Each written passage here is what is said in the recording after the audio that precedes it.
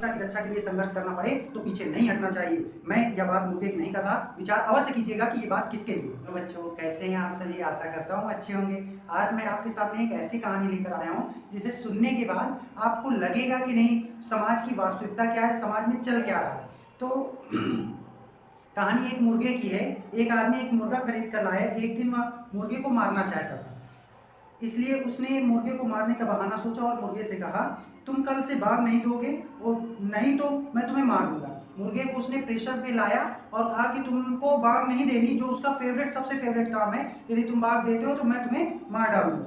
मुर्गे ने कहा, ठीक है सर, जो भी आप चाहते हैं वैसा ही होगा।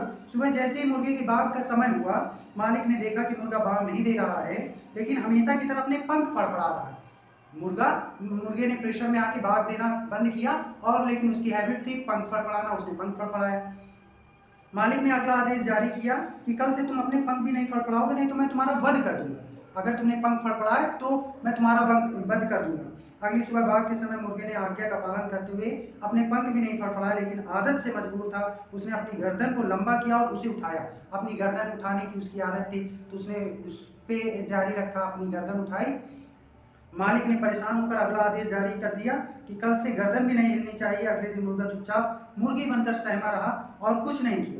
मालिक ने सोचा ये बात तो नहीं बनी। इस पर मालिक ने भी कुछ ऐसा सोचा जो वास्तव में मुर्गे के लिए नामुमकिन। मालिक ने उसे अब अगली कंडीशन दी कि तुमको गर्दन भी नहीं हिलानी। मुर्गा उसको भी मान गया और अगले दिन गर्दन भी नहीं हिलाए, मुर्गी की तरह चुपचाप बैठा रहा।